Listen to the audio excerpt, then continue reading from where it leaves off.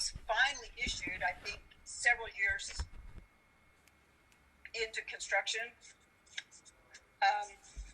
included plantings and landscaping in front of the garage along the park strip and between the garage doors to help mitigate the impact of the building to the neighbors.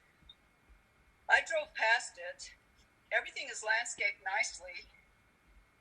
There really isn't a park strip because there's no curb or gutter or sidewalk.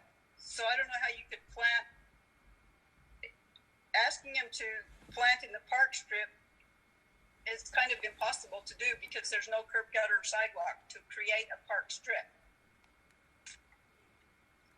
And landscaping in front of the garage, that's their driveway.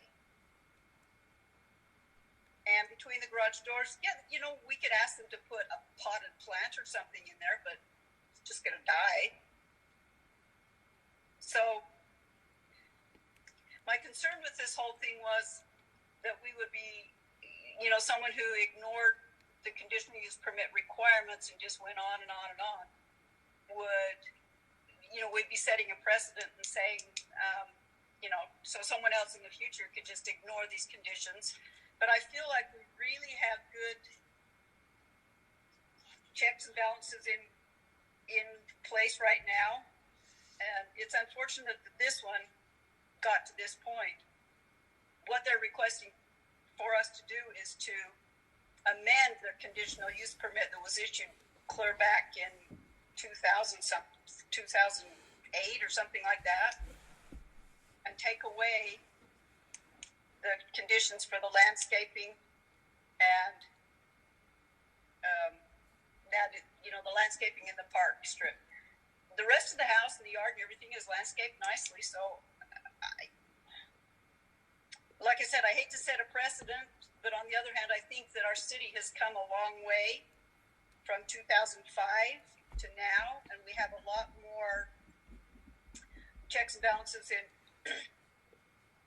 place that would prevent this from ever happening again. Mike Fisher has a good program worked up to where he keeps on top of all of these things. So I can't see it happening again, but I hate to see it. So I guess in this one situation, the Planning Commission might consider amending the conditional use permit. Does anybody have any thoughts on that?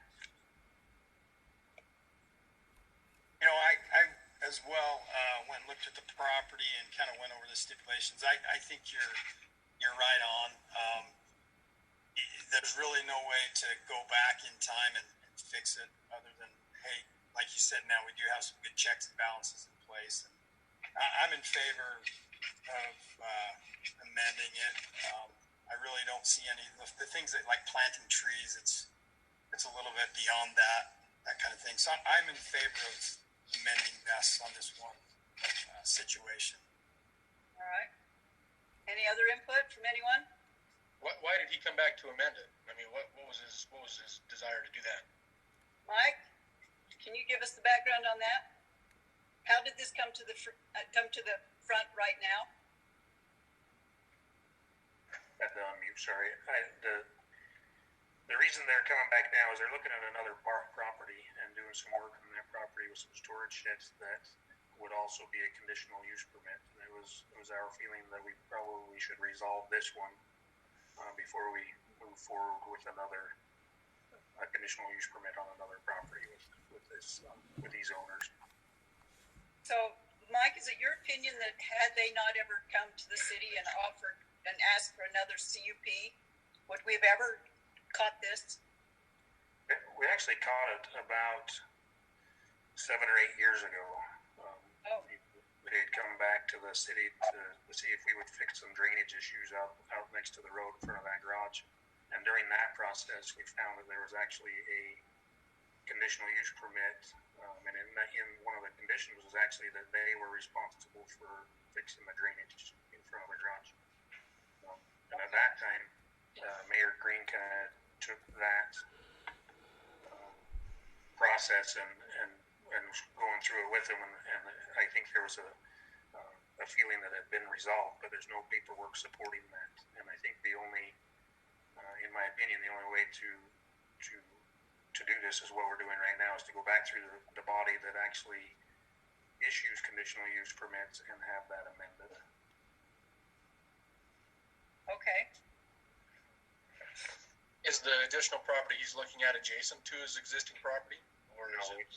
it's down near the post office. Post office in the commercial zone. Okay.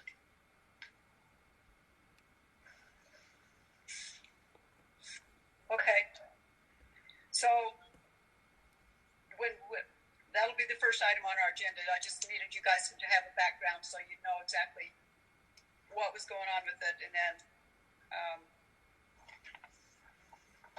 it seems to me like Bryce, like you said, in this case, we probably would be in favor of amending this conditional use permit and releasing them from the requirements to do the landscaping. Now, Mike, you said something about interior drywall and all of that. Is that anything we need to address? Not in this body. I mean, the building permit for the structure is still open. They've never had a final inspection or received a certificate of occupancy, but that's separate from the conditional use. I just need this portion resolved before I can move to that next step. Okay. Okay. All right. Everybody understand? Are we clear on that? Okay. The next item on the agenda is the Manor subdivision. This is a existing one-lot subdivision that had a remainder parcel on it, and we have, and they have applied to incorporate that remainder parcel back into their subdivision, so that they now have a 0.91 acre lot instead of a half acre lot and a remainder parcel. So to me, I think that's great because we're actually increasing lot size instead of decreasing it. It's all fenced. It looks very nice. I have no problems with this one at all. Okay on that? Good. Okay. Quail Cove subdivision. This is for a final approval for Quail Cove. I read through all of the memos, the engineer's comments and what have you. I believe everything has been met. We did get some input from adjacent property owners. They're concerned about their tailwater, which runs to the west, and they are on the east side of Quail Cove. And so I talked with the property owners, and the approval on sheet 6 of 9, item number 2, says that a collection box will be added to each of the existing properties to tie the irrigation runoff into it. And the property owners will have public works property owners have indicated public works that they require an inlet box on their side of the property with a small grate to keep animals out and other obstructions out of their collection pipes. I talked with Cindy Cox, who's one of the property owners, and she is okay with that now. And when they install the collection boxes, then a berm will be built so that it will direct the water to the collection box. So it won't, otherwise their tailwater would just run into the new houses to the west of them because the ditch is going to be piped in. So the reason that we need the collection boxes is to move the ditch in. She does have issues with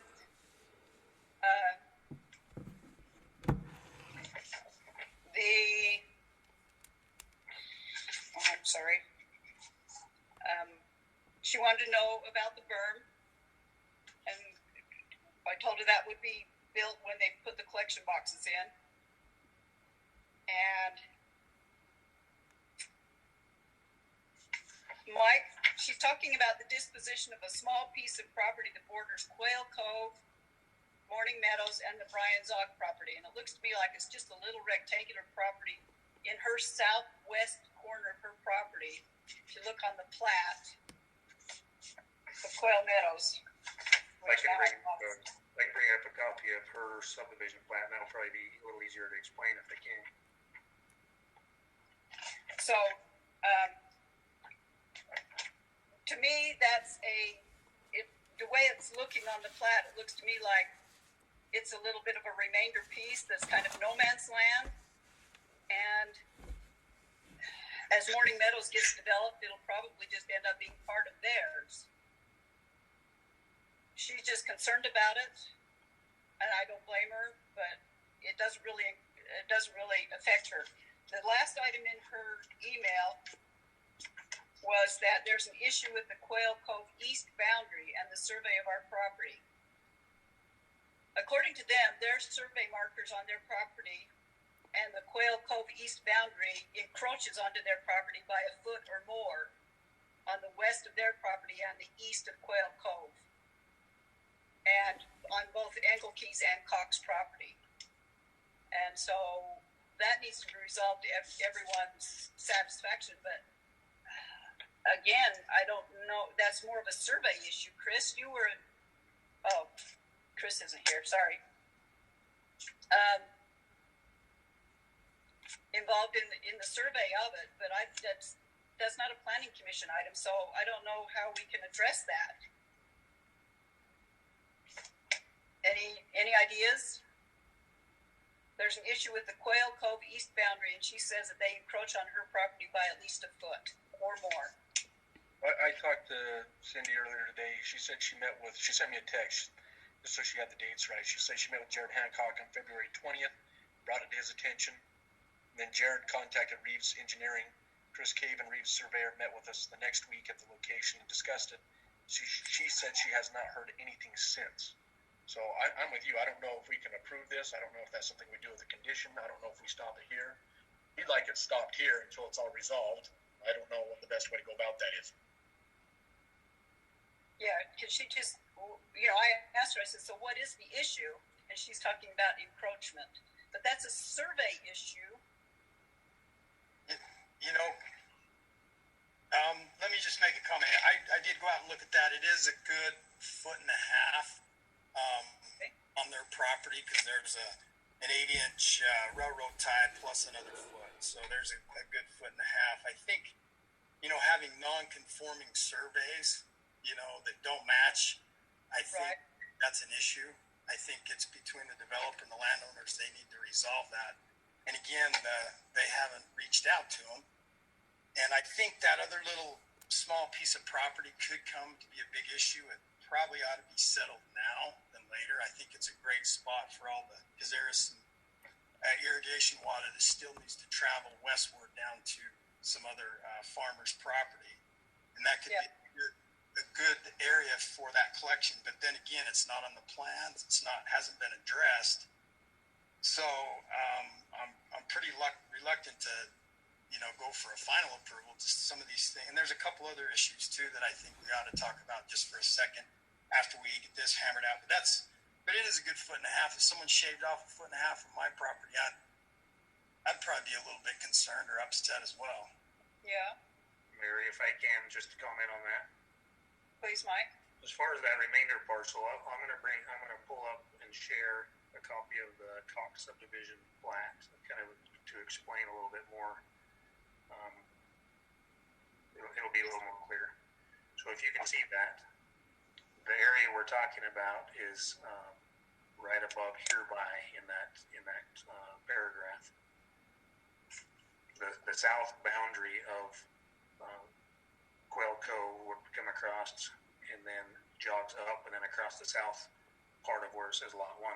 So that remainder parcel isn't even a part of the Quail Cove subdivision. It's actually part of the Morning Meadows subdivision. So we really couldn't address that during this process. We will address it, however, during the Morning Meadows process. Okay. Well, and I told her that. I said, it looks to me like that's really a piece that's in Morning Meadows, not anything to do with Quail Cove, and she wanted it resolved. And I guess it will have to be, but it'll be in Morning Meadows, not Quail Cove. Right. I don't think we could resolve it in this meeting. Do you know how big it is? I don't. There's no scale there, so I'm not sure how big it is. Yeah. It's probably about 500 square feet. But according to the information I have, it's not recorded anywhere on the county. Right. So nobody owns it. And that has to do with the history of the surveys in Hoofer, because they do tend to overlap, and some of the very old ones went off of a survey marker from one point, and someone else did a meets and bounds survey marker from another point, and I mean, we had that issue last summer ourselves, so we had to redo legal descriptions and the whole thing on our property, and it's been here since the 30s, so there you go. I just wanted to remind everyone that this meeting will need to start at 7 o'clock. Thank you, Shauna. Mary, I had a concern as well on sheet 7 of 9, item number 2. It will be critical to coordinate with adjacent developers the timing of the ditch piping just west of this subdivision. It's regarding the piping of the ditch and the land use separation fence. And it's my understanding this butts up against the Silver Saddles subdivision. And there's, it says on here, this comment was included so that this issue isn't ignored. This coordination is still required as the two subdivisions move forward with construction. I'm just wondering if there has been any agreement reached there, and if so, if we have anything in writing saying who's going to take care of this, when it's going to happen. Irrigation water is going to be going in, coming up here, and I'm just concerned with moving this forward without that being resolved. Okay. And I was concerned about that as well. So I made a note on here that would be a very viable condition to put on if we do recommend it to move forward to City Council on a final approval, that condition, if it's going on and it says that notes have been added on the plan emphasizing the importance of this coordination, but I really think the city should get something in writing as far as the coordination of that piping in the ditch and keeping the land use separation fence, because the fence right now is in the middle of the ditch. Mm-hmm. So you got to not have a fence, put in a ditch, and have a fence. And so that's all got to be coordinated between the two developers. And I think we need to get something in writing to that effect. I agree. So, can I bring up just one quick issue on the competing surveys? Were you saying that there's two surveys and those surveys compete? It's not just the other landowner that thinks that this isn't on their land. It's the actual survey that they have that competes with this new survey. Was I understanding that right? Yes, you are. That's correct, Brandon. So the way the city's handled those kind of things in the past is we're not in a judicial capacity here to be able to make a decision like a court would between two competing surveys. And so typically whenever we've had an issue where there's two competing surveys or things like that, any competing land rights like that, we've typically taken a step back and requested that they figure that out either by agreement or by a judicial order, and then the city is obligated to follow that. But we don't have the ability to look at it and make a judicial determination on what survey is better than the other. So I would not be comfortable doing any kind of conditional approval without that being resolved first. But that's Quail Cove, Morning Meadows, not Quail, correct? So we're good on Quail Cove. No. That is Quail Cove. That is Quail Cove? Yes, because Cindy is saying that her and the Cox and the Engelke property both have at least 1.5 foot encroachment on their west boundary compared to the east boundary of Quail Cove. Okay. There's a conflict there. Okay. So I think that we can't move this forward until that's resolved between the property owners and the developer. I agree. Mary, one other item that I think is of concern is when they do tear down the fence, the Coxes do have livestock on their property, and they are wondering what kind of temporary fence provisions will be made so they can continue to graze their livestock when they do, in fact, tear down the fence. So that's an issue, too, that... Yeah. Well, and once again, that's an agreement that's going to have to happen between property owners and correct. like Brandon said, we can't adjudicate that kind of stuff. Right. I just want to make that it's in the notes and they're aware of it. Okay. Good. No. Okay. The final plat for the RFR subdivision, a little 3-lot subdivision, it's item number 5. There's basically 3 conditions on that one, according to the memo. And I think, other than that, it can go forward if we it's item number on sheet 3 of 6, page 6. It'll be part of the developer's agreement for the irrigation easement on the north side. And we still require a letter of approval from Taylor West Weaver Water Improvement. And the last item is these lots must be annexed into the Central Weaver Sewer District. And that is still required. I think we need those, right, before we can move forward.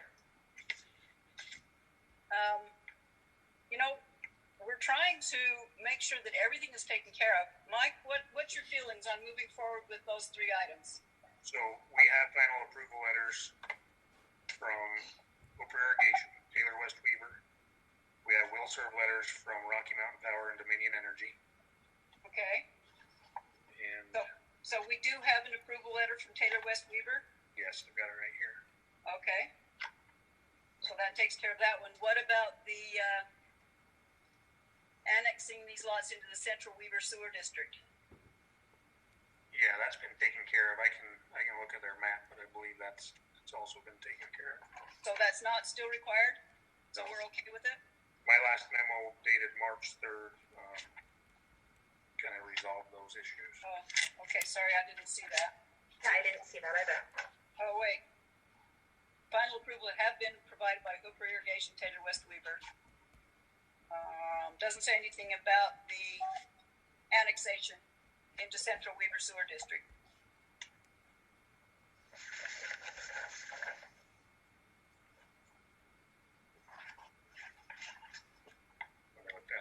Well, you said all items from Public Works Engineering memo dated January have been addressed. Correct. So does that, are we assuming that everything's okay now then?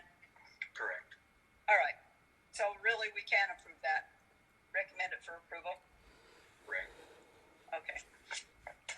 Item number 6 is the preliminary approval for Widdowson subdivision. We got like 1 minute here, people. And I need to give Bill Francis about 30 seconds, so we've got a little bit less than that. Okay. I think the preliminary approval for Widdowson subdivision, most of that stuff has been met. We got a couple letters. Max Simpson doesn't want it to be small lots, which it's not. It's half acre. Mike Flick sent us a letter, said he wants it to be approved. I didn't see anything in the memo that would prevent it from a preliminary approval at this time. So I believe we can forward that to City Council for preliminary approval. And then the last one, HL Parker Legacy, that was 9 lots and now it's 8. And it's also preliminary plat approval, and city staff is recommending approval of that one. There's a lot of items in the memo that have not been met, but where this is a preliminary approval, most of these things would be handled in the final approval. So I believe we can move forward with that as well. Questions, anyone? No? Everybody good? Okay, Bill, are you Sorry, I was ready? on mute. Okay. Shauna, I think we're ready to start whenever Okay. you want to get him on board. Bill, can you let us know if we're ready to go? Good to go anytime.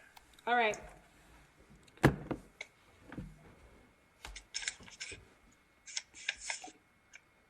Is it 7 o'clock exactly, somebody? I don't know. Yes, it is. Go ahead, Mary. Okay, thank you. So this is the Planning Commission meeting for the City of Hooper. April 9th, 2020. We are doing this meeting electronically to comply with the new orders from the state that all of these meetings are closed to the public, and it's being conducted via telephone or other electronic means. This one's being broadcast on YouTube and live streamed. Our planning commission is here. We have a quorum, and we would like to begin this meeting by having a reverence given by Commissioner Prince.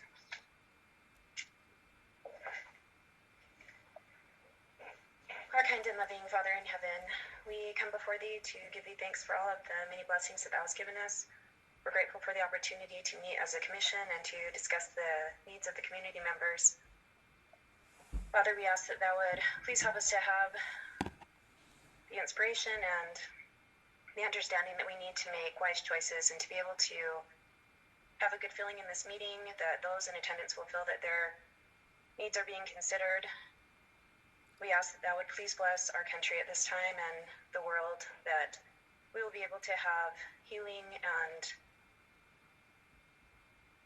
the other things that we are in need of to face this virus that has attacked our world. We ask that thou would please bless the medical professionals and those who are working to find a cure, that they will be blessed with inspiration as well.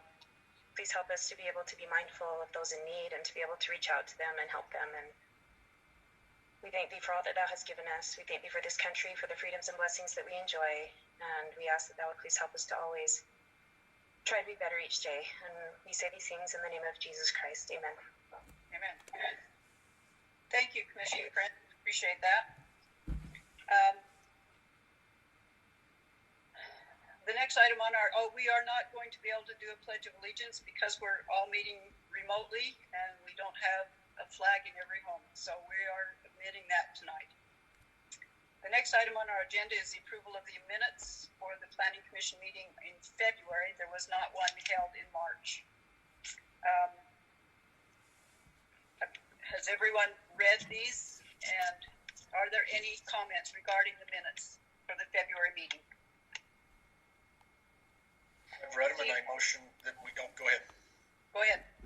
I motion that we approve the meetings for the minutes for February 13th, 2020. I'll second the motion. Okay, there's been a motion made by Commissioner Plat that the minutes for the February 13th meeting be approved, and it was seconded by Commissioner Prince. All in favor? Aye. Aye. Any opposed? Okay, so that motion passes. All right, we're moving on to our city business. And the first item that we have on our agenda is a public hearing. Unfortunately, with the electronic things, the comments for a public hearing will be handled through emails, I believe. It's a conditional use permit to amend the conditional use permit for an oversized structure for Tony Zuick on the property located at 5067 South, 5300 West. This was a large building that was built back in 2005, and there were some conditions added on that conditional use permit at a later date. They wanted plantings and landscaping out in front of the garage and along the park strip and between the garage doors to help mitigate the impact of the building to the neighbors. Upon inspection of this property, I found that the landscaping that has been done has been very favorable. I found that there is no park strip because there's no curb and gutter and sidewalk in any of that subdivision. And the driveways are paved right up to and including the garage door, not allowing for any place to do any landscaping. Mike, do you have any kind of a presentation on this, Mr. Fisher? I do. I've just got a review memo that I made that reiterates what you said. The purpose of the application is to amend the conditional use permit, which was issued in 2005 for an oversized structure. The applicant would like to remove portions of the original permit including the requirement for landscaping in front of the building, as well as the requirement that they cannot park anything outside. In reference to the attached document, the application to amend the conditional use permit, item 1 on their list is not complete. So they're in their document, they're talking about the meeting the building codes, and we've not done that. We need to get this conditional use permit issue taken care of before we can do that. It's really, I think it's pretty straightforward as far as what they're asking for. Okay. There's really not a lot more there for me, So if we amend the conditional use permit and remove these items, then you can proceed forward with your inspections, get a final inspection, and issue a building permit and a final occupancy permit. Is that correct? correct. Okay.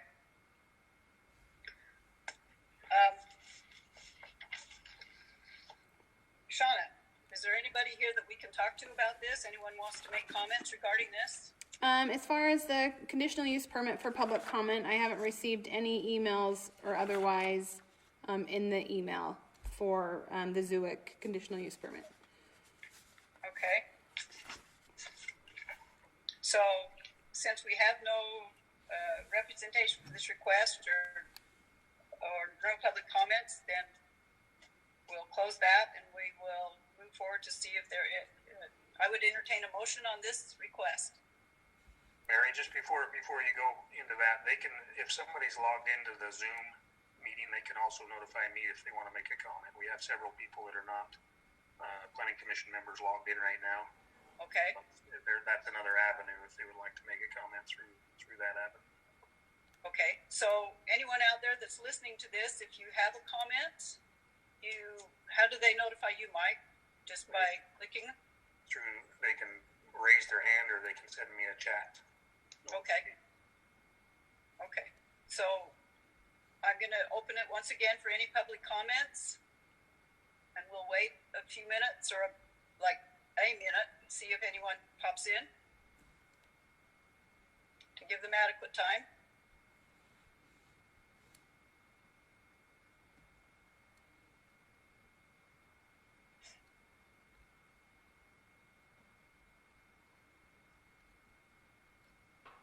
Okay, it doesn't look like there's any activity on that end. No. So we will close the public comment, and then we can entertain a motion. Or is there any discussion amongst the commission members regarding this? No, I move to amend the conditional use permit on the items that we just discussed. To remove the plantings and landscaping in front of the garage, along the park strip and between the garage door. Correct, yeah. Those are the 3 items. Okay? So we have a motion from Commissioner Wilcox to amend this conditional use permit. Is there a second? I'll second. And there's a second from Commissioner Prince. All in favor? Aye. Aye. Okay. Any opposed? Thank you. So we will amend that conditional use permit, and then Mr. Fisher, you can proceed with the building permits and the occupancy permits. Okay, the next item on our agenda is the final plat review for Moorcock Manor on the property located at 5813 West, 5300 South. This is a request to add property. It was originally a 2-lot subdivision, and it was a 1 lot plus the remainder property, and now they want it to be combined into one large lot. Mike, do you have a presentation on this? I do. I'll share my presentation on the screen.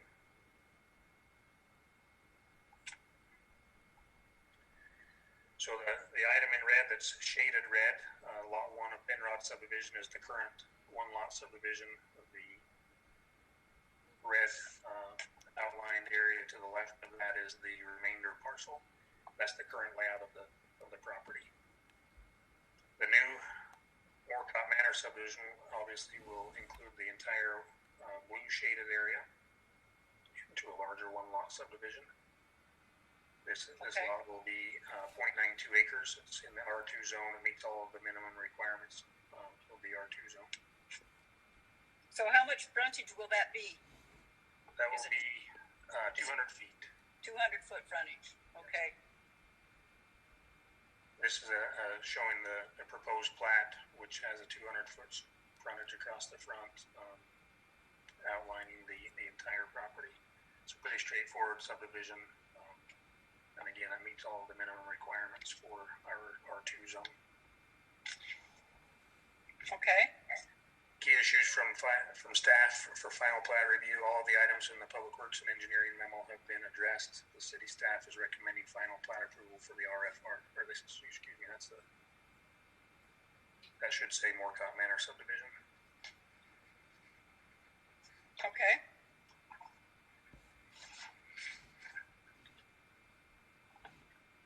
Okay, That's the end of my presentation. all right. Is there any questions, commissioners? Okay. We can open this out to public comment if there are any. I have no public comment for the amended Penrod subdivision or Moorcock Manor that have been emailed into the city. Okay, we haven't received any. No. So we'll see if anybody out there live has a comment they'd like to make.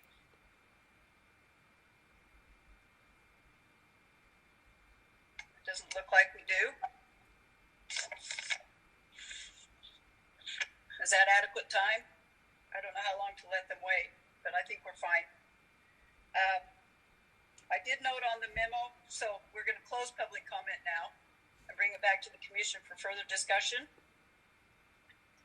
One thing I did note on the memo is the city staff is recommending apparently we set aside an original escrow for curb, gutter, and sidewalk along the improved lot 1.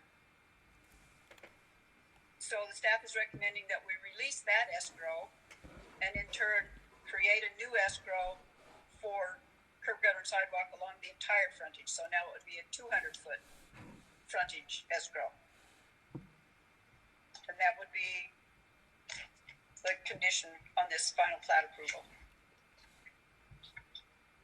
Any comments on that or thoughts? Makes sense. Because we don't want to just keep the escrow for just half of the lot now. We've got a whole new lot, so we need a whole new escrow. Right. Okay? All right.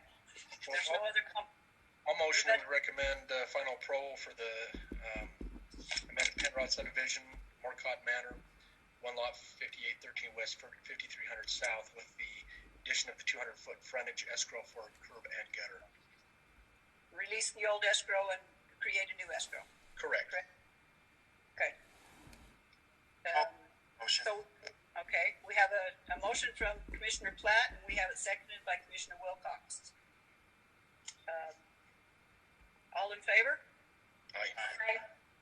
Thank you. Any opposed? None. Okay. Next item on the agenda is item number 4. It's a public hearing, final approval for the Quail Cove subdivision, which is 9 lots located approximately 3750 south and 5250 west. It's 5.7 acres. Mr. Fisher, do you have any exhibits for this?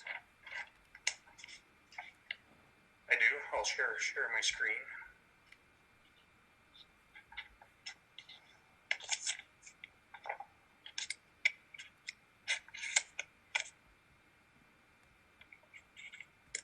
If it keeps starting over. So this is a Quail Cove subdivision. It's 9 lots on 5.7 acres in the R2 zone. It's located at approximately 5250 west, 3750 south. This is directly south of the Quail Estates subdivision and connecting into the Quail Meadow subdivision further north. The map shows the blue area is the existing Quail Estate subdivision that's nearing completion of improvement installation. The red portion is the portion that we're looking at tonight, which is the Quail Cove subdivision. this is the proposed plat for the subdivision. And again, the road going north and south will connect into Quail Estates to the north. It will connect into the future Morning Meadow subdivision to the south and connect into the future Silver Saddle subdivision to the west. Okay. Key issues from staff final plat review, all the items in the Public Works and Engineering memo have been addressed. Final approval letters have been provided by Taylor West Weaver Water Improvement District and Hoofer Water Irrigation Company, or Hoofer Irrigation Company. All other required approval letters were provided during the preliminary plat phase. Lot addresses have been provided, and they are on the plat now. City staff's recommending final plat approval of the Quail Cove subdivision. Okay. That's all you have on that one, Mike? It is. Okay, thank you. Is there anyone online that is here to represent Quail Cove?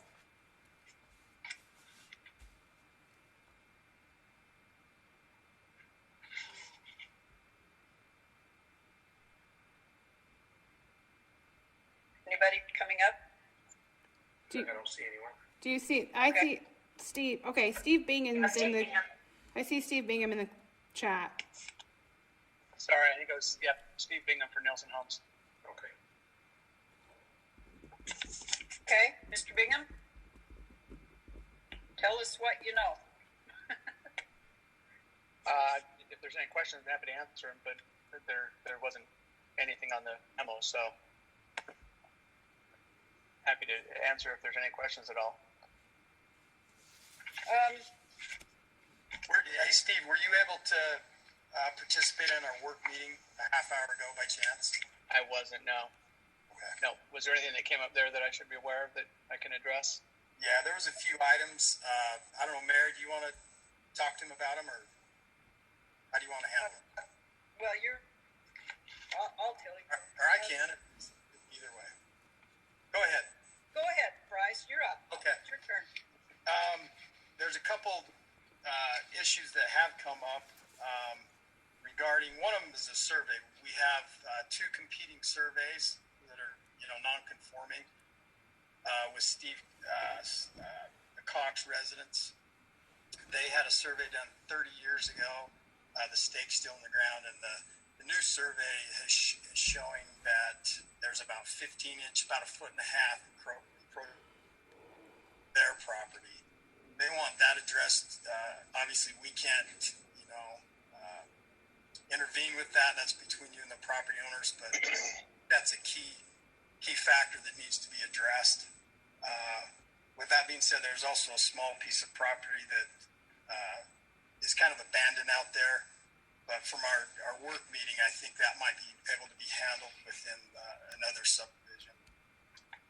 Also, there was concern about temporary fence. These people have livestock on their property, and they're afraid if the fence is torn down, their fence, what are the provisions that providing them with a temporary fence so they can still have their livestock out there. Anyway, so I think the big thing is with the survey. I also have some concerns, but I don't know if you want to address Bryce's first, or if you want me to just give you everything at once and then let you respond. So I'm not, I wasn't aware of any survey issues, obviously, that came up in that work meeting. Were any of the representatives, Jeremy, were you part of that work meeting? Can you speak to that, to the survey?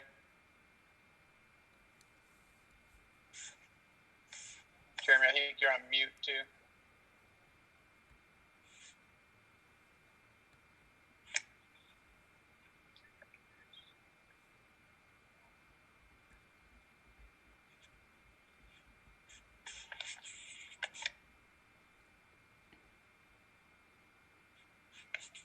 You there, Jer?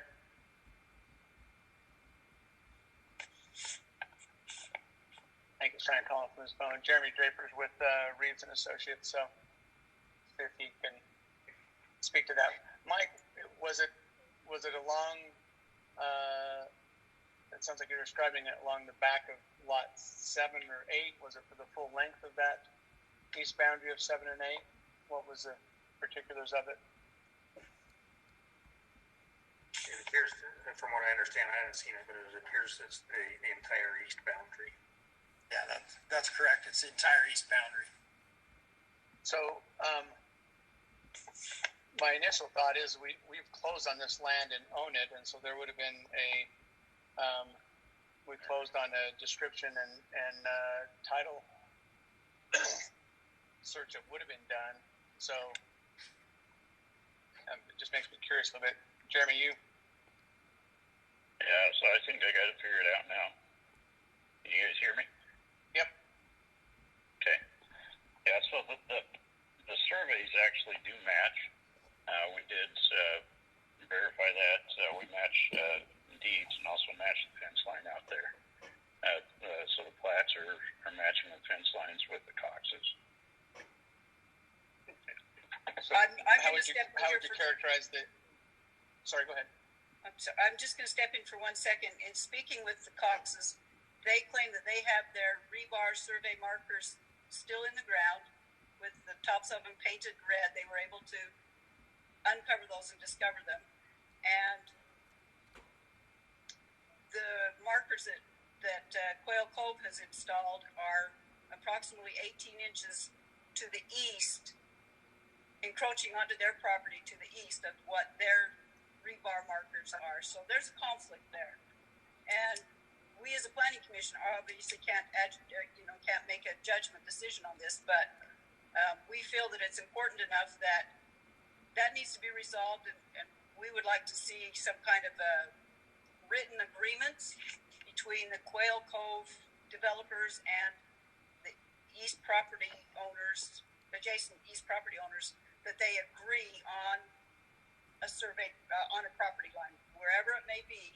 I don't know how you split the difference or what you do, but we need an agreement. Okay, and that's something that we can definitely work with them on, work through Steve on that. According to our surveys, we do match the fence lines, we do match the deed lines, and we'll have this resolved before it goes to council. Because oftentimes fence lines and property lines aren't the same. We all know that, working out here in Hoofer. Yes. Been here enough. And if I can just address that gap that was mentioned as well, we've been working with Morning Meadows and Brad Hughes to the south of that, and we will be, when Morning Meadows is presented to you, that'll actually close that gap and match the fence lines there as well. Okay, let's match the property lines. Like I said, fence lines they're not always true.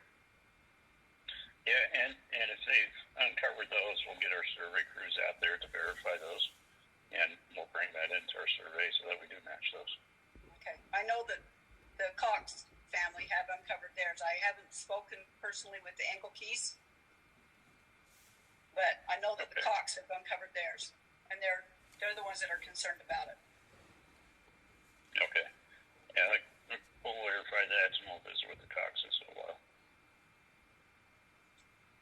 Okay, and then Bryce brought up another question about the fencing, the livestock fencing that is existing there.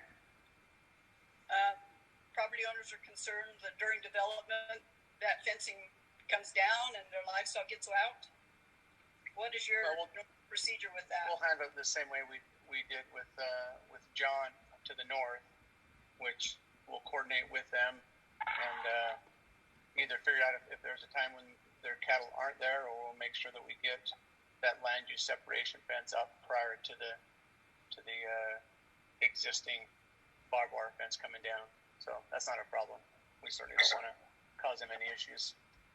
So you'll be working directly with the property owners on that as well? Yep. Okay. I also had a question. There was some concern about where Quail Cove butts up against Silver Saddles. I have notes here. It will be critical to coordinate the adjacent developments, the timing of the ditch piping just west of this subdivision. So my understanding is the property line runs directly down that ditch, and something's going to need to be done as far as coordinating the timing of that ditch or being piped and the fence being put in. Excuse me. Is there anything, have you guys worked out anything as far as that goes? Do you have anything in writing about when that's going to be done? Who's doing it? The irrigation water is going to be going into that coming up here soon. And I'm just concerned that if we move that forward, that could cause some issues down the road if it hasn't already been resolved. Yeah, I've had several conversations with representatives from the Silver Saddle subdivision. So we're looking at, and there's two separate issues there. One, and again, Reeves may be able to speak to it since they're involved, I think, on all three of these projects. There's an extension of the irrigation supply ditch that's coming from east to west that I believe Brad Buse and their plans on their subdivision will be piping that ditch, and then there's a tailwater ditch that supply line also turns and runs north and feeds Jay Thompson's ground as well as the Taylor's ground further to the north. So there's a tailwater ditch, which is the bigger ditch there, and then there's a concrete supply ditch. And I think that the plans on Silver Saddle are called to pipe both of those. I've spoken to a number of the adjacent property owners, as well as several that have worked that ground. My question is as to the tailwater ditch, would just be given the development in that area, I'm not sure that anybody needs that tailwater ditch for drainage.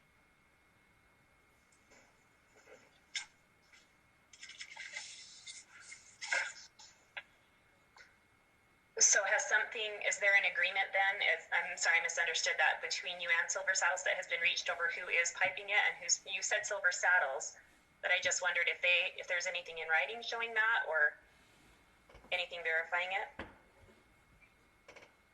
It's I believe on their plan set, it's showing that they would pipe that, the supply ditch. The question that and it would involve any of the other property owners. I haven't been able to go to the Taylors yet, but they of course flow to the north and to the west. We piped everything along the east side of Quail Estates, and we'll also do that in Quail Cove, which will catch all of the tailwaters from Cox and Ingle Key. So we can certainly work with all the neighbors as to if anybody is using that, needs that tailwater ditch, then it'll get piped as well as the supply ditch.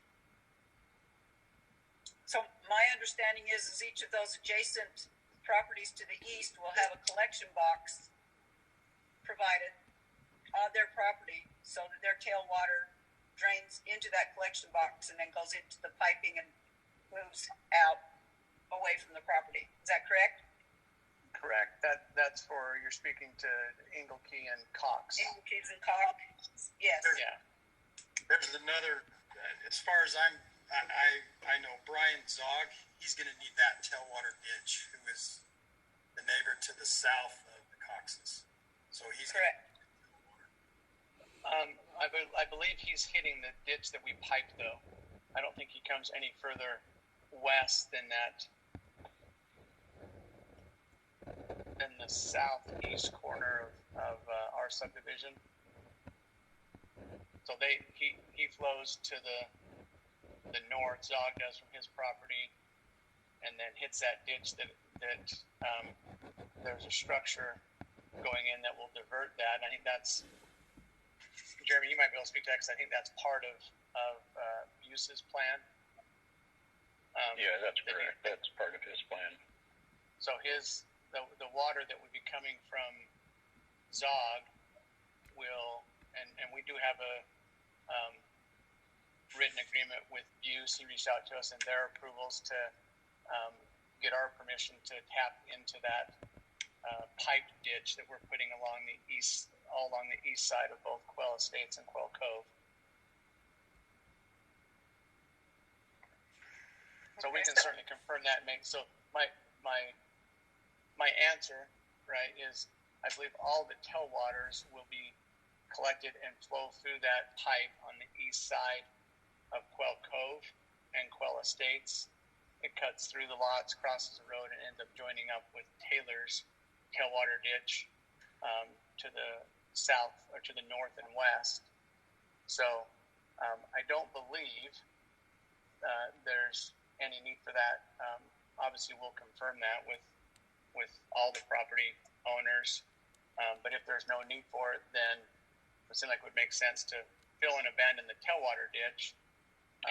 The supply ditch obviously will need to be piped to continue to supply both the north end of Jay Thompson's ground and the Taylor's ground even further to the north. Again, my concern is with the fact that this was put in here and the comment was made. It is critical to coordinate this with adjacent developments. This comment was included so that this issue isn't ignored. Do we have it? You mentioned that you thought that this was on Silver Saddle's plat. Mike, do you know if we have a copy of that or something showing who's responsible for piping that ditch?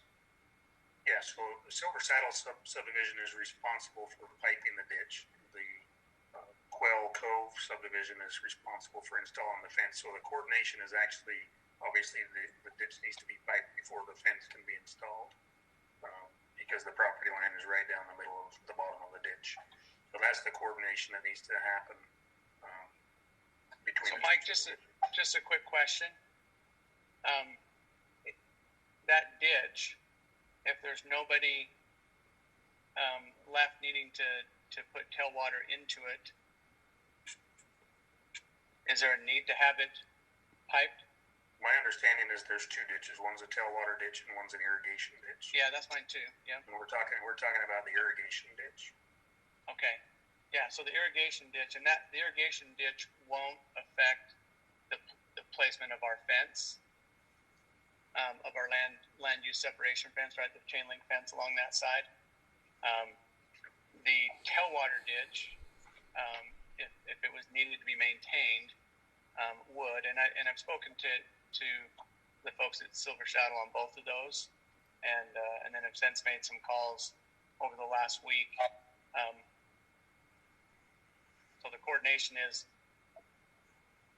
they'll pipe it if there's a need, because we're no longer irrigating on any of the Holes property, and the rest of the tailwaters to the east are being collected in that structure in the southeast corner of Lot 7 of Quail Cove. I don't believe there's any tailwater going into that ditch. So the resolution would be to fill it, compact it, and put the fence, our fence, over the top of it. Just looking at the drawing on page sheet 6 of 9 on the plan, it clearly shows the irrigation ditch being a little bit to the west of the property line. However, I don't know that you would be able to build a fence and then have the ditch piped because of the proximity of the closeness of the two. Right, the supply ditch. Correct. Yeah. So they're aware of it. We're aware of it. I've already spoken to them about it, and they're one lot short of that in their current phase. As an aside, we have been discussing with them about actually purchasing the lots from them. They're putting those up for sale. They're not building on them. So that will be coordinated with them. In talking with Kevin Ivins, the first question seemed to be, let's figure out whether or not the tailwater ditch actually is going to be in use for anybody and needs to be piped. Because if not, we could fill that now, and then the coordination on them piping the supply ditch in conjunction with our fence would certainly happen.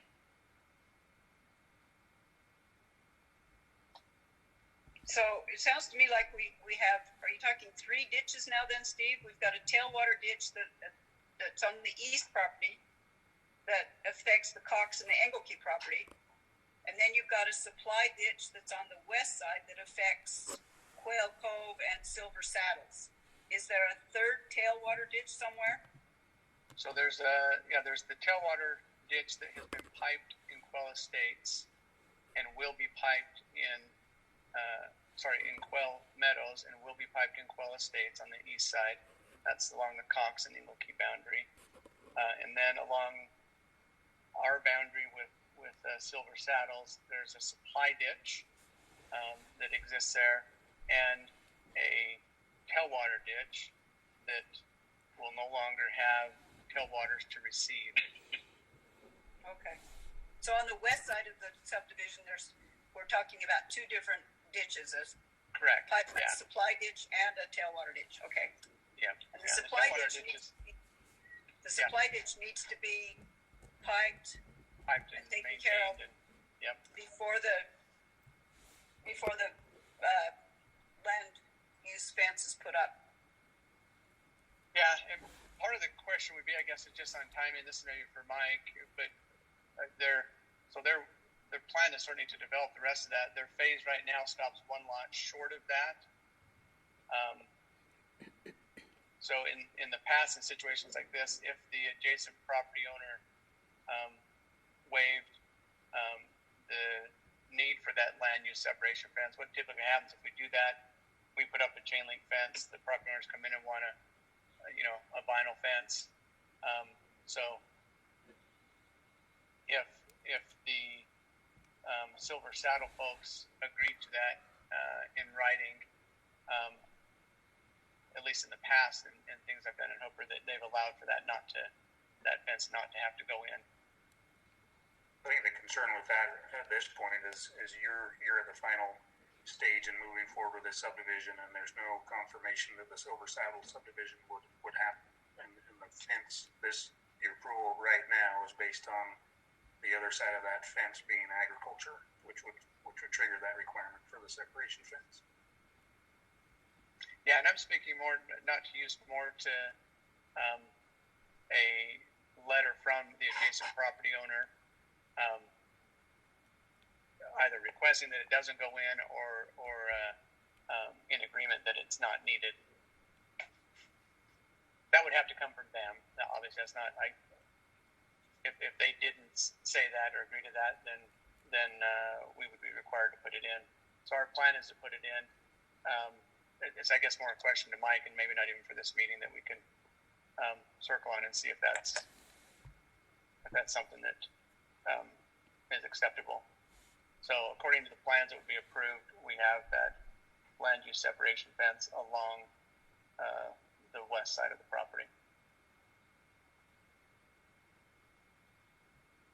Okay, so that answers the question on. We were just thinking that there needed to be something in writing regarding the coordination between the 2 developers or the 2 developments. Yeah, I'm happy to get that. I mean, I've spoken to Kevin multiple times, and if you want us to have that in writing and delivered to the city prior to city council, that's absolutely agreeable to us. That we'll have that in writing. Well, I think the planning commission would be more comfortable with that. Yeah, and I would add to that what Jeremy addressed earlier, which we'll get out with Cox's as soon as they're available and resolve whatever issue there is on their side and make sure that there's a signed, whether that's a boundary line agreement or whatever that form that takes, a signed agreement with the neighbors addressing any disagreement in the surveys. Any discrepancies in the 2 property lines. Correct. Yeah. Well, I've got a question on that. I talked to Cindy earlier today. She met with Jared Hancock on February 20th, brought it to his attention. Jared contacted Reeves Engineering, Chris Cave, and Reeves Surveyor met at their property location to discuss it, and they haven't heard anything since the last week of February. So it's not that this is just coming right now. I mean, this has been an issue for well, almost a month, and they still haven't heard anything, or that has not been resolved. So I guess that's a concern that way. Yeah, I was unaware of it till tonight, so Reeves did not make me aware of any issue with it, so I can't speak to them. All I can say is that I found out about it tonight, and we'll make sure that we get it addressed and resolved. Okay. Any other questions for Mr. Bingham? Okay. We can open this up for public comment now. If there's anyone out there who would like to comment on this issue of Quail Cove Estates, now would be the time to speak up. I know that you guys have discussed most I of do these. have somebody that is trying to get in on the audio. They're on their phone. However, they're not showing that they have audio connected. So I'm going to see if they'll type a comment, and I'll just relay it if that's possible. And I'll go ahead and I will read the public comment that we received via email. I think you've addressed most of these in your discussion, but just for continuity and the fact that it is a public hearing, I'll go ahead and read that out loud. So this is a public comment from Mike and Cindy Cox at 3781 South, 5100 West. It's for agenda item number 4, final approval on the Quail Cove subdivision. These are the comments that we have concerning the Quail Cove subdivision that is on the Planning Commission agenda for April 9th. The subdivision borders our property on the east border. We are concerned because the drawing that we received in the mail does not show any detail. These are our concerns. We have no information about the berm proposed for our property and our neighbor's property, which also borders their east side. We need sufficient drains for our irrigation tailwater. We have discussed this with Jared Hancock and a representative from Reeves Engineering. We are concerned with the disposition of the small piece of property that borders Quail Cove, Morning Meadows, Bryan Zog, and our property. This is an issue with the Quail Cove east boundary and the survey of our property that is done over 30 years ago, the survey that is on file with the county courthouse. We would like to make sure all these issues are resolved before final approval is given. And that is the end of those comments. Thank you. So those comments we've pretty well discussed here with Mr. Bingham. Mike, did you get any other public comment? You're muted, Mike. I have not received anything back. It looks like they'd like to make a comment, but they're on their computer with no audio, and they haven't called in to let me know yet. So. Okay. Well, I know that this is an awkward way to hold a public meeting, and we're trying to accommodate everyone. But in the interest of time, I think we'll close the public comment and. Mike, can they? Sorry. Go ahead. I was gonna say, can they chat from their computer? Could they type in their question? Yeah, they're now they've just got a message, and it looks like their comments based on the Widdowson subdivision, so that'll be later in the meeting. Oh, okay. If I can just address one thing real quick before we close public comment. The discussion that we had with Jared back in February was concerning the gap between the Zog and the I'm sorry, I just need to know who's speaking, please. This is Jeremy with Regan Associates. Jeremy, what's your last name? Draper. Jeremy Draper. Thank you. No problem. So yeah, the discussion that we had with Jared back in February was concerning that gap between Buse and Cox and Zog. At that time, nothing was brought up along the west boundary of the Cox property, overlapping with the east boundary of this subdivision. So as I stated before, we will review that again. I believe our survey did pick up the original property pins, but we'll review that with the Cox family and get that resolved before this goes to City Council. Okay, thank you. Any other comments? No other public comments? Okay, then we will close the public comments, bring it back to the commission. Is there any discussion, people, that you want to talk about?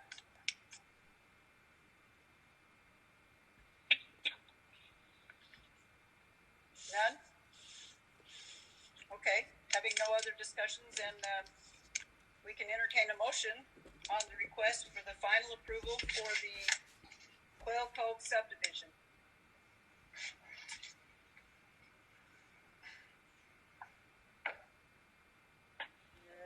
Anybody want to make a motion, or are we dead on this one?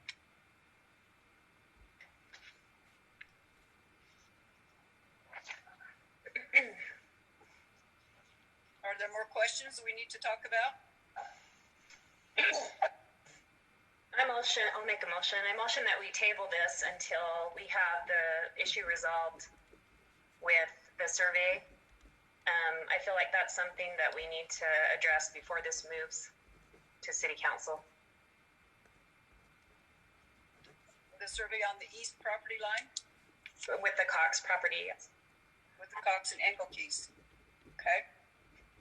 I would also like to add to that motion, the temporary fencing is a big concern, and just something on plans, whether it's on Quail's plans or Brad Buse's plans with that piece of property in writing that it's what's going to happen to it. So I'd like to add. Can I just go ahead? Can I just request, with Corona and everything else, we've already lost quite a bit of time on this project. Is there a reason why those couldn't be made requirements for city council that we still won't get to for another 3 weeks or so, rather than delaying us another month to come back to planning commission? Can there be stipulations put in a motion to address the concerns? Let me ask Shauna. Yeah. Is there going to be a second city council meeting in April? No, so the second this next week will not be a council meeting. The next scheduled council meeting will be the first Thursday in May. Okay. So, knowing that, commissioners, I know that we are trying not to put conditions forth to our city council people, that we want to have clean recommendations for approval or final approval. The property boundary line dispute that the Coxes have brought up is something that we can't rule on anyway, so that needs to be taken care of, and I think that can be brought to city council. So, and then same thing with the condition that the coordination of the fencing and the ditch be had that in writing as well before it goes to city council. Since they won't meet until May, I feel like that gives our developers plenty of time to take care of what they need to do. So with that in mind, Amanda, would you consider amending your motion? Yes, my question on that is where this issue with the fence and the piping of the ditch is something that was already known about, and from what Kathy Cox's, or Cindy Cox's, email said, or whoever, I'm sorry, I don't know who mentioned this, that it was brought to the attention in February why something wasn't done, I guess, before now. And this is the first that I've heard about it today, some of these things, as far as Cindy, yeah. but. My understanding, I think that's what Jeremy was addressing, is that the February conversation was about the unclaimed piece, or the gap in the corner, that has now been resolved with Brad Buse's submittal. And that's part of the Morning Meadow subdivision. That's not part of Quail Cove, so it isn't something we should address tonight. So and tonight's the first time I've heard anything about any survey issue with the Cox property, and I'll give Cindy a call tomorrow, and if she's available tomorrow, we'll go out on the site and get it resolved. So what would be needed would be an agreement in writing, or something that the city council can look at and say, okay, the adjacent property owners and the developer have come to an agreement on the property lines, and also the developer of Quail Cove and the developer of Silver Saddles has come to an agreement regarding the west ditch and its piping and fencing. The timing of those two things.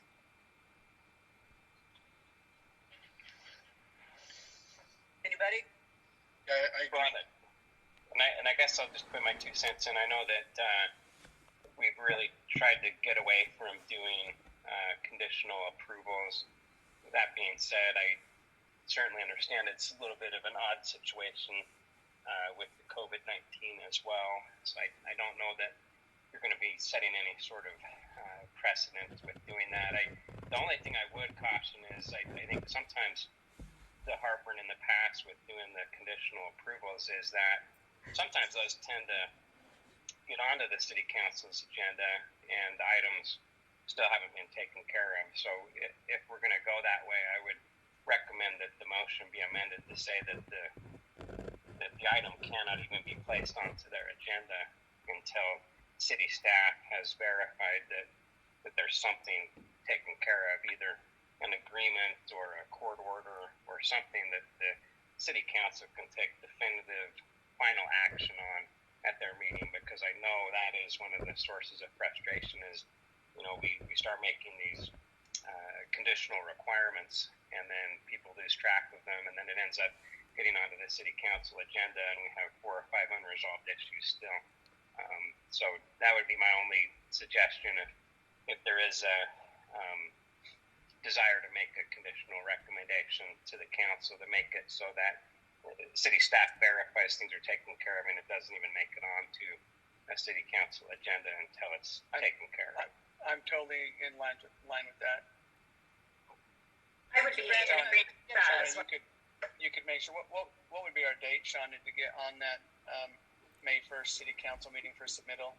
Is it 14 days prior? At this time, I can't give you any date. It would be based upon when you submit that information to the city. And I can let you know once that information is handed into the city and reviewed. I'm just asking about the notice timeframe for our submission. This is the only public hearing. Okay, so city council we don't, but we could certainly make it, and you could obviously sign off on that or not. If we don't get those 2 requirements to you, then we're not going to be on the city council. Right. All requirements would be turned into city staff for review. Okay. Yeah. I don't have any problem with that. Okay. Brandon, thank you. I appreciate your input on that. Right. No problem. But I will say I would reiterate the commission's desire to, if at all possible, never do conditional approvals. They create a bit of a mess. So. Right, and that's what we're trying to avoid is any conditional approvals. But in this case, I think it could be handled since city council isn't going to meet until next month. There's plenty of time for our developers to act. So, given that, planning commission. I'm okay with amending the motion in accordance with what Brandon recommended. Again, my feeling is that if it's final approval, we need to have final approval. I don't like to send things through, but I do understand and I recognize their situation. I appreciate that this is a difficult time with COVID-19 and it has changed some things, but I think we need to make a concerted effort to make sure we're not doing this in the future, that this is something that is because of the special circumstances. Right, and I definitely agree with that, and I think that that's a very good point to make. Okay, so we have a motion from Commissioner Prince to recommend final approval with the condition that there's a written agreement obtained between the developer and the east property owners regarding property lines, and a written agreement between the developer of Quail Cove and the developer of Silver Saddles regarding the supply ditch and the tailwater ditches on the west property. Is that correct? Right, and the city staff signs off on this before it's even put on the agenda. Correct. Okay. And also the temporary fencing too, because I know that's a big concern for them, for their livestock. So add that as well, please. Okay, Okay, so then it would be amended to also include temporary fencing agreement between the east property owners and the developers of Quail Cove. Is that correct, Bryce? Yes. Okay. So we have the motion. I think Shauna has it all written down. Is there a second for this motion? Anyone willing to second it? I'll second it. Okay. So that's a second from Nathan. All in favor? Aye. Aye. Aye. Thank you. Any opposed? Okay, that motion passes. All right, Thank you, appreciate it. Thank you. So the next item on our agenda is the RFR subdivision on 3200 South and 5100 West. It's a final plat review. It's a 3-lot subdivision. Mr. Fisher, do you have a exhibit for us? I do. Let me share the page here. So as you said, this is the RFR subdivision for final plat review. It's 3 lots on 1.54 acres in the R2 zone. It's located in approximately 3200 South, 5100 West. The area in red are the proposed RFR lots. The area in blue are the previously approved RMR subdivision. These lots all front, at least on one side, on 5100 West, which will be where their sewer is served from. This is the proposed plat. It's turned sideways. The road actually runs north and south, showing the locations. These lots all meet the minimum standards in our Title 10 as far as the size of the lot and the distance of the frontage. Key issues from the staff final plat review: all the items in the Public Works and Engineering memo have been addressed. Regarding note 6 of the staff's review memo, the land use separation fence on the north side of lot 3 will be located at the north property line, and the property owner will be responsible to maintain the 15-foot easement. The developer has indicated that the land drain for this subdivision is no longer being proposed, and that the houses will have no basements. This note will be required on the final plat before it is signed. Final plat approval letters have been provided by Taylor West Weaver Water Improvement District and Hoofer Irrigation Company. Other required will serve letters have also been provided. Lot addresses have been provided and will need to be added to the plat, which has been completed. City staff is recommending final plat approval for the RFR subdivision. One note that the comment that was brought up during the work session about annexing into the sewer district, I do have the document here and confirm that has been completed. Okay. Thank you. Thank you for that presentation. Do you have any more for us? That concludes my presentation. Okay. Thank you very much. Is there a representative online for RFR subdivision that would like to make comment? I'm here online. This is Zach Spencer, but I don't have any comments at this time, unless you've got questions for me. Commission, do you have any questions for Mr. Spencer?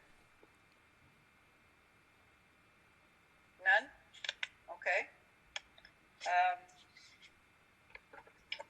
We would open it up to any other public comment if anyone has any comments regarding this.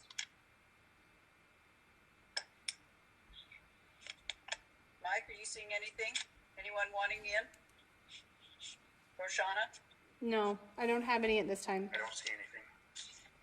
Okay. Shauna, do you have any emails, any public comment? I don't have any emails for public comment on this agenda item. Okay, thank you. Having no other public comments, then we will close that. Planning Commission, do you have any other discussion that you wish to make? Well, we reviewed everything and we've got everything to make final approval. So I will motion that we recommend final approval for RFR subdivision, 3 lots, 3200 South, 5100 West. Okay, we have a motion from Commissioner Plat to recommend final approval. Do we have a second on that motion? I'll second the motion. Okay, and we have a second from Commissioner Wilcox. All in favor? Aye. Aye. Any opposed? Seeing none, that motion will pass. Thank you. Thank you, Zach. The next item on our agenda is the preliminary plat approval for the Widdowson subdivision located at 6,000 West, 4,700 South. Mike, do you have a presentation for us?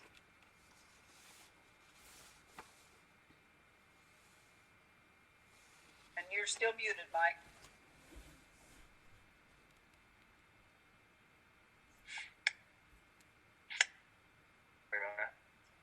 Now I can hear you.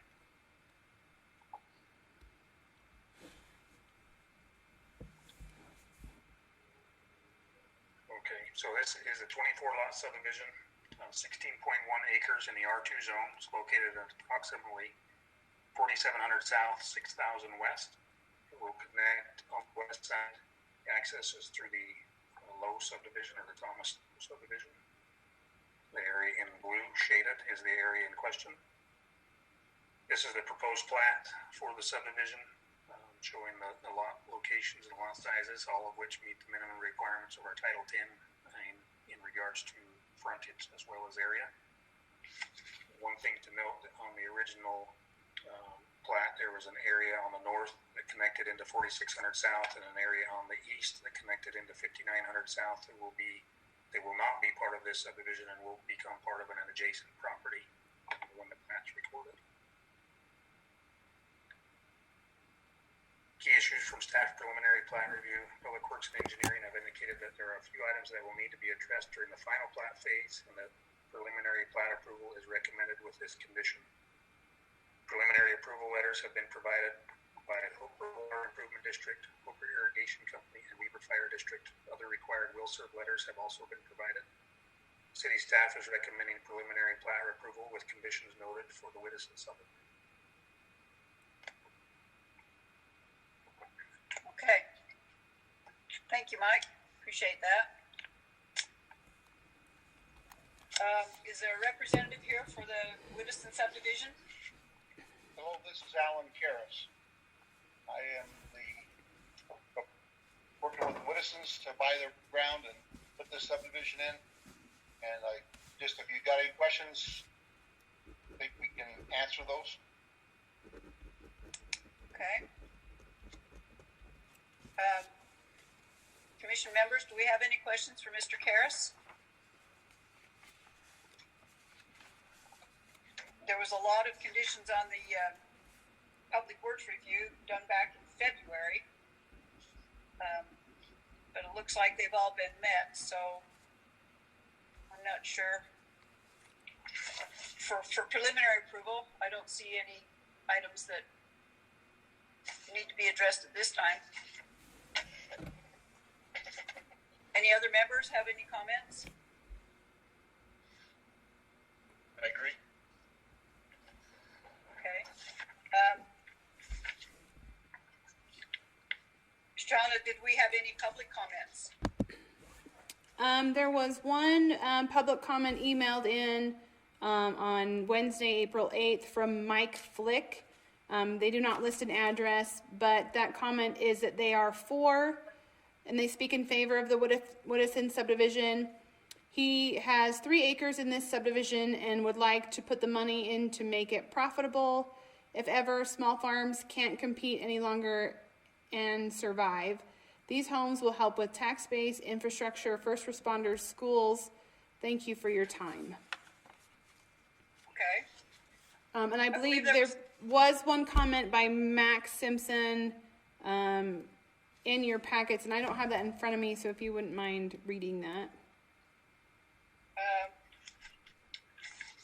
I don't believe I have it in my packet either, but it was. I have it here.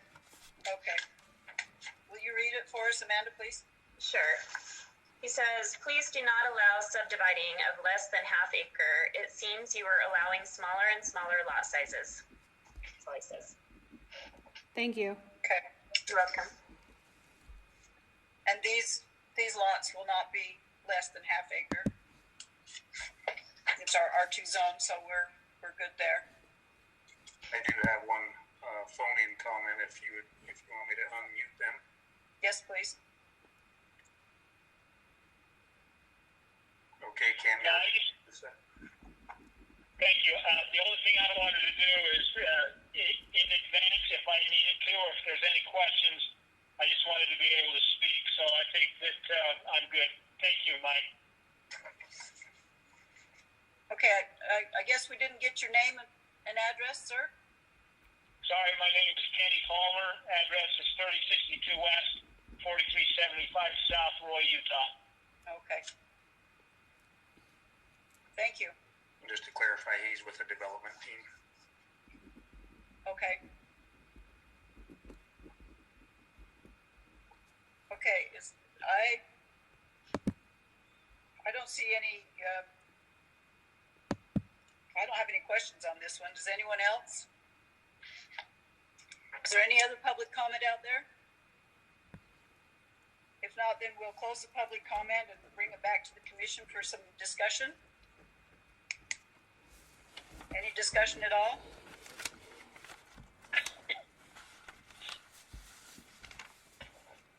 Okay, seeing none, then I guess we can entertain a motion.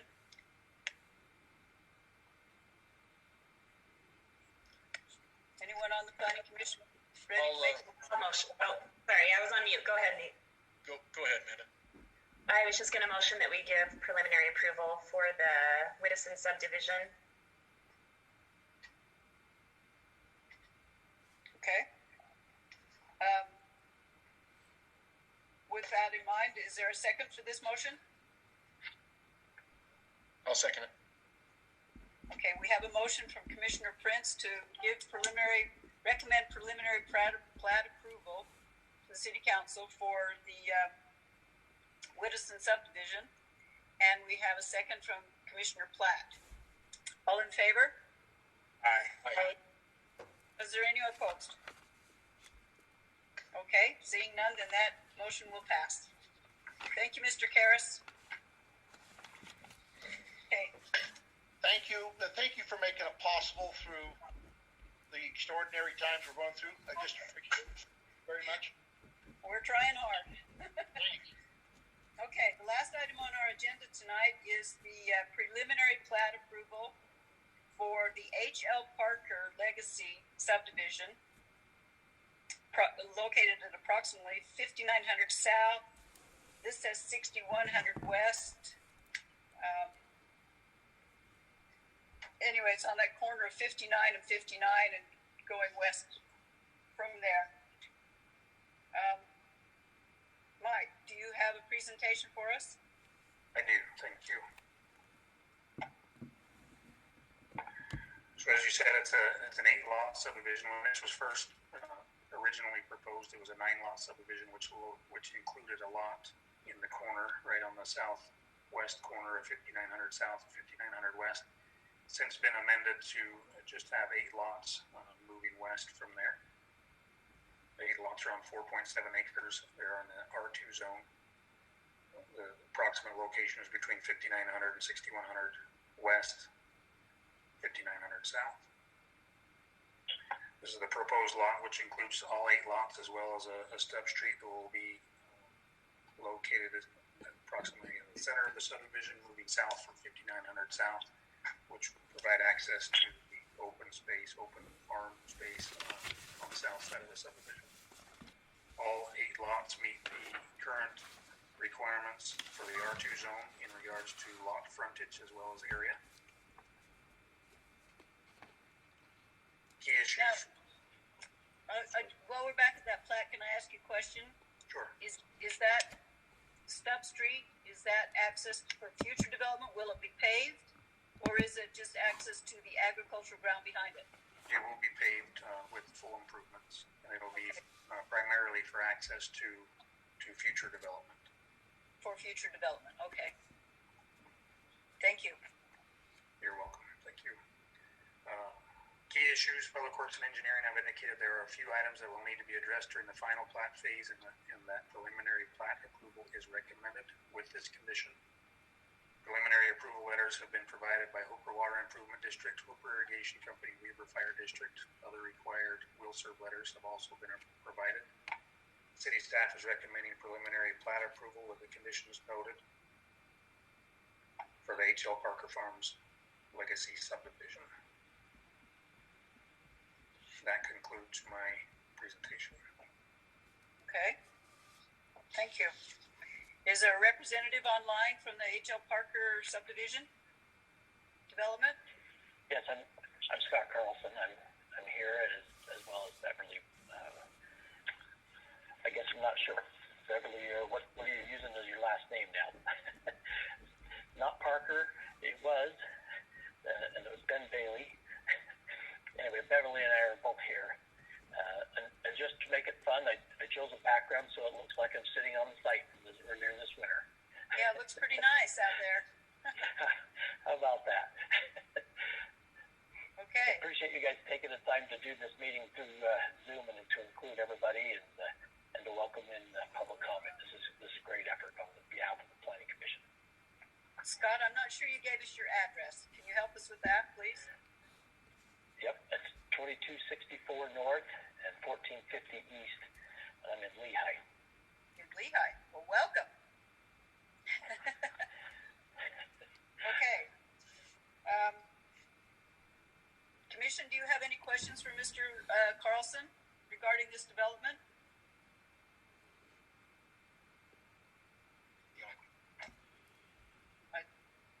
Usually, no answer means we don't have any. You're aware of the memo. You had a copy of it. There are multiple items that need to be addressed, but they can be addressed before it comes to us for final approval.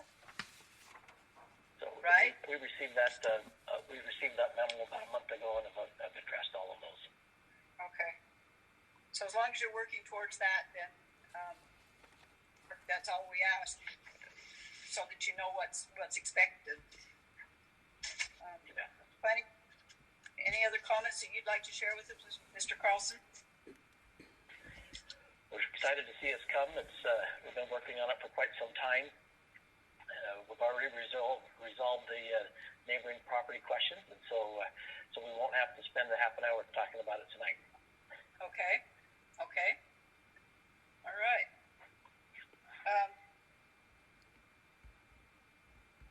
At this point in time, we can open this for Planning Commission. Do you have any other questions for Mr. Carlson? I think we've asked that already. We didn't get any response. Are we good? Okay. Amanda? I was just saying yes. Okay, thank you. Okay, so at this point in time, we can open this for public comment. If there's anyone out there who would like to make a comment regarding this. I know we have a couple of emails that Shauna will read into the minutes.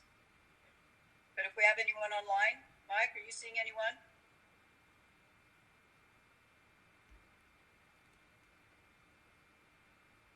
I don't have anyone online. Okay. All right. Shauna, would you like to read to us the emails that you have received regarding Parker Farms? Sure. So I've received two public comments by email for the H.L. Parker Farm subdivision. One is from Kent Cordon. There's no address listed.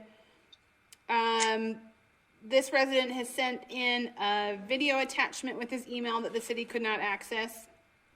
But he speaks in concern about air pollution and issues in Hooper City where there is no curb, gutter, or sidewalk, and particularly issues when you live downwind of subdivisions that don't have curb, gutter, and sidewalk. Okay, this development will have curb, gutter, and sidewalk on all of its improvements. Is that correct, Mike? That's correct. Yes, that's correct. Okay, thank you. And then the other comment I have is from Carolyn and John R. Russell. They have not listed an address, but they are concerned the irrigation water for this land directly affects them because it runs through the middle of their farm. We are wondering how they are going to handle the irrigation/secondary water. What is the provision for how irrigation shares are handled for a subdivision? Can I take on that for a second? I've got some information that came to me. From what the Russells, I think their concern was is they'd have 8 other people messing with the head gate, trying to irrigate their half-acre lot, and that was his concern. But what's going to happen, in my understanding, is those owners will turn in their ag water and be serviced by a pressurized secondary water system. So I believe the Russells' concern's been resolved with the mayor, and so I think that's what they're talking about there on that situation. Okay. I believe you're correct on that. And those are all the public comments I had. Okay. Thank you, Shauna. And is there anyone out there, Mike, you can see who's wanting to chime in at this point in time? I have no new comments. Okay. All right, then we will close the public comments. Is there any discussion from the Planning Commission? None? Okay. I think as long as he's addressed all the concerns for the preliminary, I think we're good. Okay. So with that being said, we would entertain a motion on this agenda item for preliminary approval for the H.L. Parker Legacy Subdivision.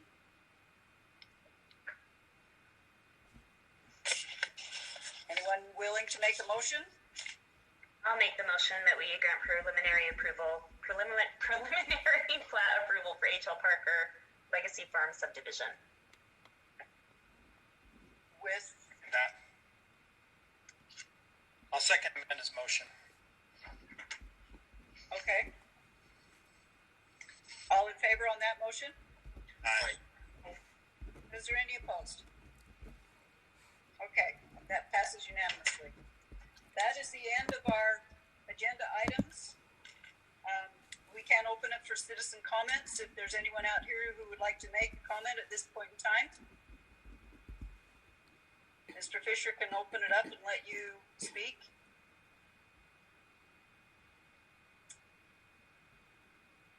Are you seeing anyone, Mike, that's trying to get in? Not seeing anyone. Okay. Mr. Carlson, thank you for your help. We appreciate that. Thank you. Appreciate you taking some time. Thank you. That's all the people I see on board here. That's great. Have a good evening. Thank you very much. Motion we adjourn. Okay, yeah, we will entertain a motion. Mr. Plat, was that you, Nathan? I'm sorry. It was, yep. Yep. So we have a motion to adjourn. All in favor? Oh, let's second that motion. Anyone? I'll second it. Thank you. It's seconded by Commissioner Wilcox. All in favor? Aye. Aye. Aye. Thank you very much, everyone. Appreciate your time. Thanks for Good night. This has been a real learning curve for all of us, but it worked out pretty well. So thank you very much. Yes, thank you, everybody. Good night. See ya. Good